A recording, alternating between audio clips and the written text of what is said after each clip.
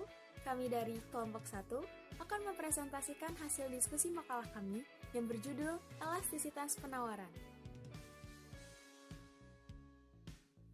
Saya Sinta Alexia sebagai pemateri 1. Baiklah, di sini saya akan menjelaskan tentang pengertian dari elastisitas penawaran. Dalam ilmu ekonomi, elastisitas penawaran adalah angka yang menunjukkan berapa persen jumlah barang yang ditawarkan bisa berubah. Elastisitas penawaran juga mengukur persentase perubahan jumlah penawaran yang diakibatkan perubahan harga. Untuk pengertian dari penawaran itu sendiri adalah jumlah barang yang ditawarkan oleh produsen pada berbagai tingkat harga dan faktor-faktor yang diasumsikan tetap. Selain sebagai alat pengukur persentase perubahan penawaran, elastisitas penawaran juga dapat diartikan sebagai kelenturan atau kepekaan penawaran terhadap perubahan harga. Koefisien elastisitas penawaran dapat dinyatakan dalam bilangan notasi huruf ES. Nilai dari ES itu sendiri dapat dihitung dengan rumus sebagai berikut. ES sama dengan delta Q per delta P dikali P per Q, atau ES sama dengan perubahan nilai penawaran per perubahan harga. Jadi, menurut kelompok kami, elastisitas penawaran ialah pengaruh dari perubahan harga terhadap besar kecilnya jumlah penawaran atau kepekaan terhadap jumlah penawaran barang dari perubahan harga barang.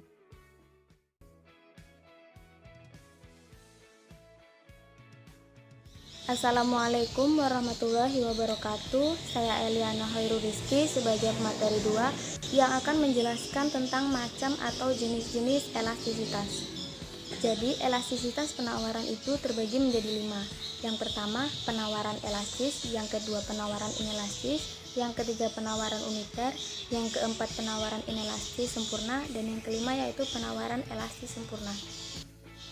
Yang pertama yaitu penawaran elastis. Penawaran ini terjadi apabila persentase penawaran lebih besar dari perubahan harga dan biasanya terjadi pada barang hasil industri yang mudah ditambah atau dikurangi produksinya. Yang kedua yaitu penawaran inelastis. Penawaran ini terjadi apabila perubahan penawaran lebih kecil dari perubahan harga. Biasanya terjadi pada barang hasil pertanian karena produk pertanian tidak mudah ditambah atau dikurangi hasil produksinya dalam jangka yang pendek. Yang ketiga ialah penawaran uniter. Penawaran ini terjadi apabila persentase perubahan penawaran sama dengan perubahan harga. Penawaran ini sulit ditemukan dalam kehidupan sehari-hari dan apabila terjadi biasanya hanya secara kebetulan. Yang keempat ialah penawaran inelastis sempurna. Penawaran ini terjadi bila tidak ada perubahan jumlah yang ditawarkan meskipun ada perubahan harga. Dan yang kelima ialah penawaran elastis sempurna. Penawaran ini terjadi apabila persentase perubahan penawaran sebesar 10%, sedangkan persentase perubahan harga hanya sebesar 0%. Atau bisa dikatakan, harga tidak mengalami perubahan, namun penawaran mengalami perubahan sebesar 10%.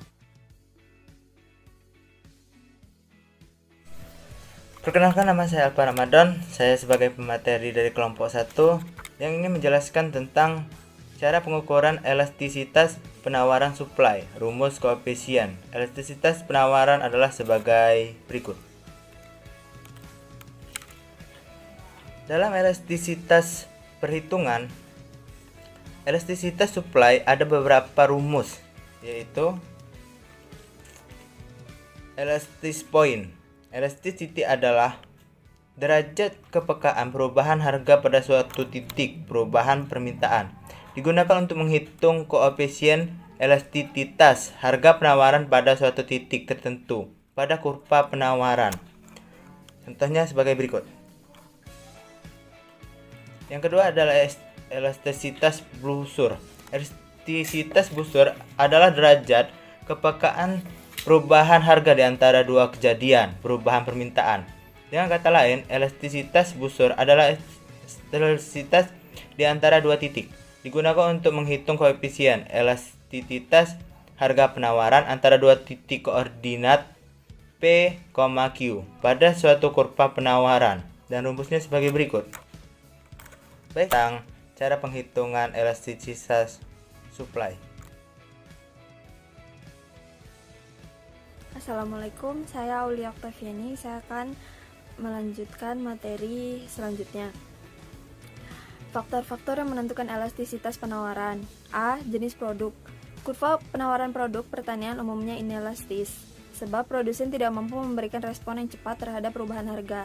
Jika harga beras naik 10%, petani harus menanam dahulu dan baru 3-4 bulan kemudian dapat memanen hasil. Sementara kurva penawaran produk industri umumnya elastis, sebab mampu berespons cepat terhadap perubahan harga. B. Sifat perubahan biaya produksi. Selain tergantung pada jenis produknya, elastisitas penawaran dipengaruhi juga oleh sifat perubahan biaya produksi. Penawaran akan bersifat inelastis bila kenaikan penawaran hanya dapat dilakukan dengan mengeluarkan biaya yang sangat tinggi.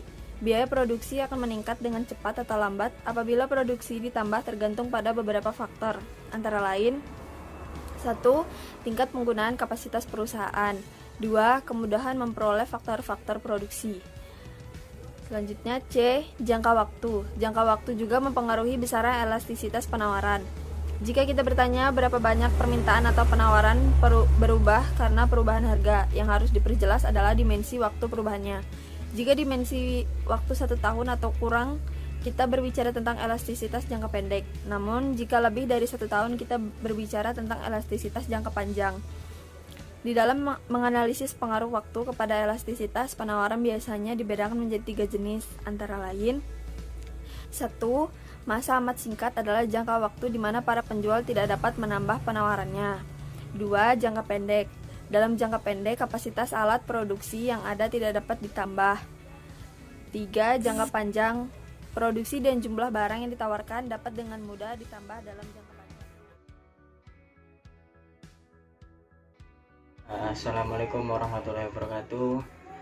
Perkenalkan, nama saya Dimas Nugroho. Dan di sini saya akan membahas bab 3, yaitu penawaran beras di Indonesia. Pangan merupakan kebutuhan vital bagi manusia. Oleh karenanya, manusia tidak lepas dari kebutuhan akan pangan. Pangan merupakan segala sesuatu yang bersumber dari hayati dan air, baik diolah maupun tidak diolah, yang diperuntukkan sebagai makanan atau minuman bagi konsumsi manusia, termasuk bahan tambahan makanan, bahan baku pangan, dan lainnya. Dan beras merupakan makanan pokok bagi masyarakat Indonesia. Riyadi dalam kurung 2002 mengatakan bahwa hampir 98% penduduk Indonesia mengonsumsi beras sebagai bahan makanan pokok. Beras juga mempengaruhi stabilitas perekonomian Indonesia. Perubahan harga beras disebabkan oleh perubahan harga beras disebabkan karena komponen pengeluaran masyarakat Indonesia terhadap beras mempunyai bobot paling tinggi. Jadi, menurut kami, jika terjadi perubahan harga beras di Indonesia dapat mempengaruhi stabilitas perekonomian.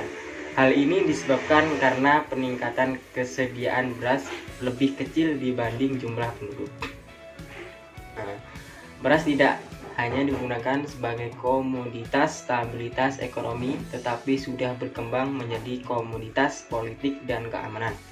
Jika produsen tidak diuntungkan, maka akan mengurangi penawaran beras dan secara tidak langsung mengurangi ketersediaan beras. Baiklah, sekian dari presentasi kelompok kami. Apabila ada salah kata, mohon dimaafkan. Kami ucapkan terima kasih. Wassalamualaikum warahmatullahi wabarakatuh.